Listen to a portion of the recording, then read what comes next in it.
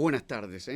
Les presento de inmediato a nuestra primera invitada, Mónica Baró Sánchez, periodista y escritora. No es suficiente para presentarla. Hay que decir que Mónica Baró forma parte de la hornada de nuevos periodistas cubanos que escriben como los dioses en las mejores publicaciones de Hispanoamérica. En 2016 resultó finalista del premio Gabriel García Márquez en la categoría texto con La Mudanza. En 2019 lo ganó con La sangre nunca fue amarilla. Salió de Cuba rumbo a Madrid en enero de 2021 debido a las amenazas de cárcel por parte de las autoridades del país. Nada, lo usual. Y allí vivió casi 2 años. 2024 se graduó del programa de maestría de reportaje literario en la Universidad de Nueva York y ha colaborado con medios como El País, Gato Pardo, Rialta y revista 5W, que por cierto recomiendo encarecidamente. Bueno, El País, ¿para qué? Que me sigue gustando. Gato Pardo de toda la vida. Rialta, ni hablar, pero revista 5W me sigue gustando, pero mucho, mucho, mucho. Mónica Baró, buenas tardes, bienvenida al programa. ¿Cómo estás? Buenas tardes, muchas gracias por la invitación y buenas tardes también para todas las personas que nos están escuchando. Pregunta política para empezar. Marco Rubio insta de nuevo esta semana al castrismo a comprometerse con reformas reales antes de que sea demasiado tarde. Yo me pregunto una y otra vez, ¿demasiado tarde para qué? Y te pregunto a ti, Mónica, ¿de qué sirven a esta altura del partido las declaraciones políticas recurrentes de un bando y del otro? Yo creo que en este escenario lo que estamos viendo es un ensayo de fuerzas. El régimen cubano está siguiendo lo que ha seguido toda la vida, que es resistir y denunciar enérgicamente. Esa ha sido la especialidad desde 1959 y en eso ha encontrado también un motivo de heroicidad. Y por otra parte, estamos viendo por Marco Rubio que se están poniendo a prueba medidas que antes indiscutiblemente no se habían puesto a pruebas y sobre todo en un contexto de tremenda crisis. Entonces, yo creo que lo que está intentando averiguar en estos momentos la administración de Donald Trump, pero en particular el equipo de Marco Rubio, que es indiscutiblemente quien está diseñando todas estas medidas, es cuánto puede soportar la presión, esta presión en particular, el régimen cubano. Hay gente que tiene la percepción en La Habana y en Miami de que en estos momentos sobran las declaraciones políticas y faltan los hechos concretos. ¿Qué tú opinas al respecto? Yo creo que hay un dilema muy grande que es cómo vamos a salir de la situación en la que Sí, estamos. señor. Porque la continuidad del sistema que tenemos desde 1959 en Cuba, para mí no es una opción, porque implica el sufrimiento de la gente, implica la pérdida de vidas humanas, implica la separación de las familias, implica el encarcelamiento por motivos políticos.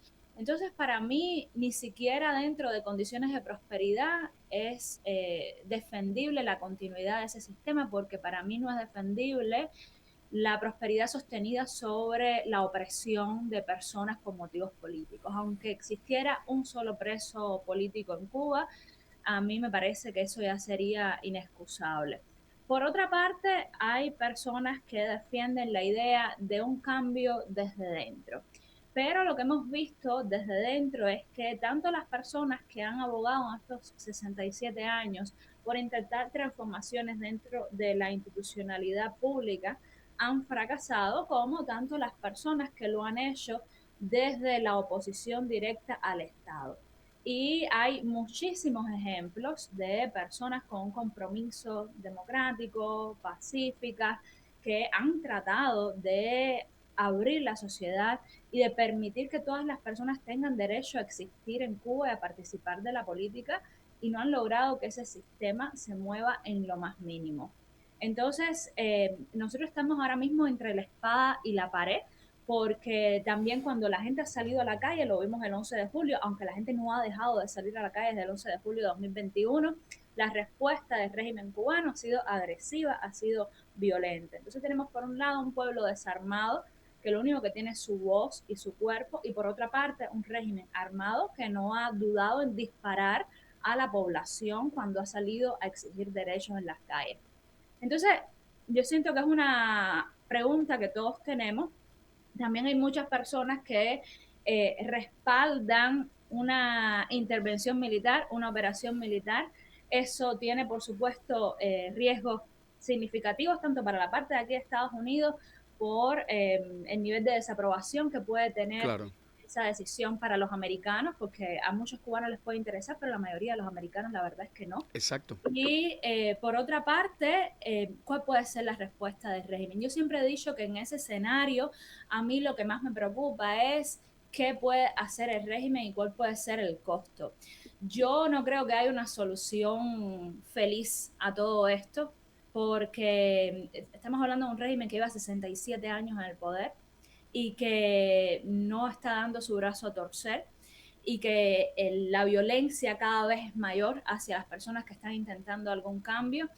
Y para mí en ningún escenario es deseable la pérdida de vidas humanas. Yo desearía que se llegara a un acuerdo con Estados Unidos que permitiera el inicio de una transición a la democracia dentro de Cuba con acompañamiento internacional, por supuesto, para que sea sostenible en el tiempo.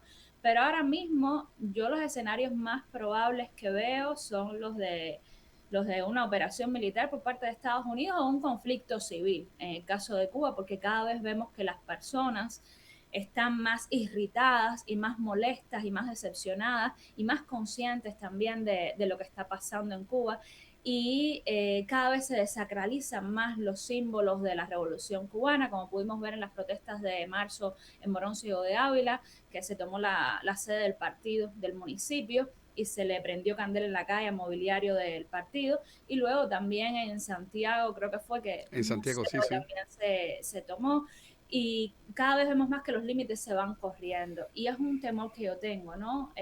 ¿A dónde nos puede llevar toda esta violencia? Pero al mismo tiempo sé que la continuidad es insostenible para la Claro. gente. Explícame, por favor, por qué te resistes a identificarte como una persona de izquierda o de derechas. Porque Espérate, ese suspiro, ¿qué significa? Que te lo han preguntado muchas veces. sí, eso, mira, yo siempre aclaro que yo no soy una persona para nada neutral. Vale, Hay cosas en las que yo no tengo una postura definida porque no tengo información suficiente o porque me cuesta llegar a una conclusión. Me pasó, por ejemplo, hace poco con el embargo. Yo siempre tuve, antes del 11 de julio de 2021, una posición muy clara en contra del embargo, con una serie de argumentos y desde el compromiso, por supuesto, con la democratización de Cuba y con la libertad, no con la justificación del régimen. Pero para mí el 11 de julio de 2021 fue un rompimiento, a pesar de ya estar exiliada y tener conciencia de la represión. Y me colocó en ese punto en una posición indecisa. Y siempre, a partir de ese momento, dije que no sabía y hasta hace unas semanas dije, ahora mismo yo siento que mi posición con respecto al embargo, que es un tema extremadamente polarizante en nuestra comunidad, es que estoy a favor de que se mantenga porque me preocupa que si se levantan las sanciones sin democratización del país, vamos a perder por completo el país. Por completo, por completo, por completo. Entonces, no quiere decir esto que yo tenga una convicción tremenda, soy enemiga de las grandes convicciones porque creo en el diálogo entre las personas y en la capacidad de cambiar, ¿no? De que estemos cambiando todo el tiempo nuestra exacto, manera exacto. de pensar. Y esto no lo digo así como que estoy 100% segura. A lo mejor mañana tengo una discusión con alguien y me ofrece argumentos maravillosos y me lo Pero es que pienso, esa es la vida, Mónica. es flexible, Es así. exacto, Los imbéciles son los que tienen siempre certezas. inamovibles, exacto. Inamovibles, por Entonces, supuesto. o sea, yo estoy diciendo esto, que tengo esta posición y asumo la posibilidad de estar equivocada, pero bueno, ahora mismo me siento firme en esa posición. Y ese es un ejemplo de algo en lo cual a mí me costó en los últimos 6 años definir dónde me localizaba, pero en casi todo en la vida yo trato de tener una opinión porque además estoy informada como periodista y soy muy directa con mis posicionamientos.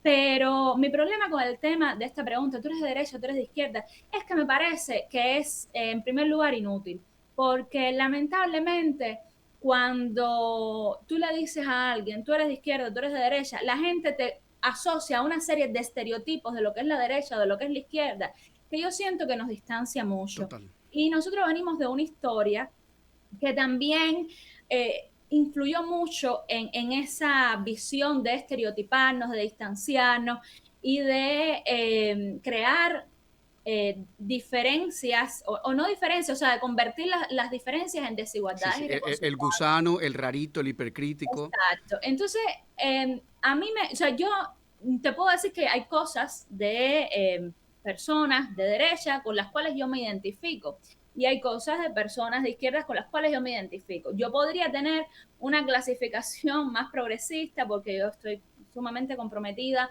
con los derechos de las mujeres, con una serie de conquistas a los derechos de los trabajadores que se pueden identificar como progresistas, pero al mismo tiempo tengo otra serie de valores que son conservadores, sobre todo en mi vida cotidiana. Yo lo digo todo el tiempo, yo vivo en a veces se puede creer que es una contradicción porque yo defiendo causas muy progresistas, pero en mi vida diaria yo soy una persona bastante conservadora.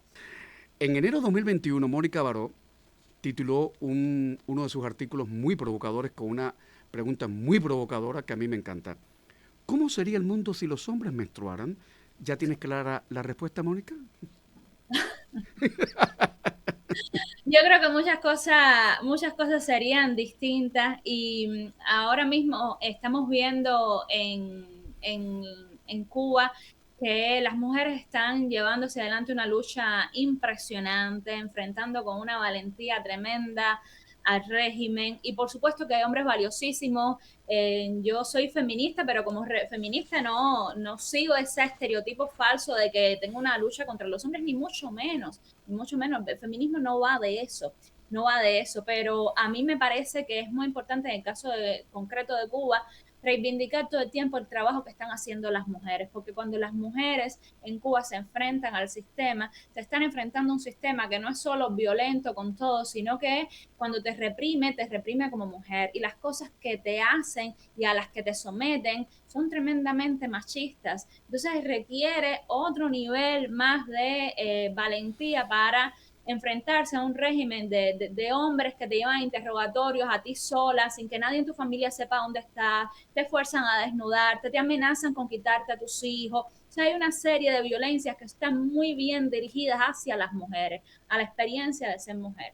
Entonces, reivindico muchísimo eso todo el tiempo y también nuestras diferencias. Yo defiendo la equidad, pero desde las diferencias. Y ahí para cerrar lo que veníamos hablando también, hay un tema con el que yo trato de luchar bastante, que es esta idea de que las diferencias son amenazas. El régimen nos educó en que el diferente representa una amenaza, algo que hay que atacar y exterminar. Y a veces nosotros reproducimos eso, por ejemplo, cuando vamos a decir algo de alguien, decimos, no, pero a pesar de que no pensamos distinto, y yo digo, lo más natural del mundo es que no pensemos Claro distinto. que sí, En claro. una familia no pensamos distinto. Tú vas al mercado con una idea y sales con otra y cambiaste Exacto. de idea en el mercado. O sea, nadie piensa igual a nadie. Es natural ser diferente. La diferencia no es una amenaza, la diferencia es una fuente de oportunidades y que nos enriquece como sociedad. Y por eso también mi idea es que yo quiero defender la democracia, un país donde la derecha, la izquierda, distintas vertientes políticas o gente que no quiere ser parte de la política tiene derecho a existir con dignidad y en condiciones pacíficas. Ese es el valor principal para mí, la democracia, construir un país. Siempre lo digo, cuando tengamos país y podamos votar, caballero, cada quien para este partido, el Sí. otro para este partido, pero primero necesitamos una democracia donde todos podamos O existir. sea, que si los hombres llegan a menstruar es irrelevante, ¿eh? Ya me quedó claro. Mónica, querida, un abrazo grande. Y lo vuelvo a decir, esto es sin ninguna condescendencia ni superioridad moral, ¿eh? Me alegra enormemente, me alegra mi corazón saber que hay periodistas jóvenes, primero que escriben como Dios manda, porque la aristocracia del periodismo sigue estando en la prensa escrita, no en el TikTok y en los influencers y los idiotas digitales que andan por ahí, sino en la prensa escrita. Y que, porque te lo digo abiertamente, se lo dije a Carla del País, cuando yo estaba en Cuba y trataba de remedar como escribían los del País, y me robaba los ejemplares que llegaban a la televisión viejos del país, yo nunca pensé que podíamos tener periodistas cubanos que escribieran como la gente del país. Ángel Tomás escribía en El Mundo, fallecido ya, y algún que otro estaba colado en alguna revista europea y tal, pero la cantidad de periodistas jóvenes que están ahora haciendo periodismo, como la copa de un pino, y perdóname el cliché, es extraordinaria y eso hay que agradecerlo porque es un soplo de aire fresco y tú formas parte de esto. Así que muchas gracias de verdad por lo que están haciendo ustedes. Gracias a ti por la oportunidad de venir aquí a tu programa y conversar. Muchas gracias. Cuídate mucho.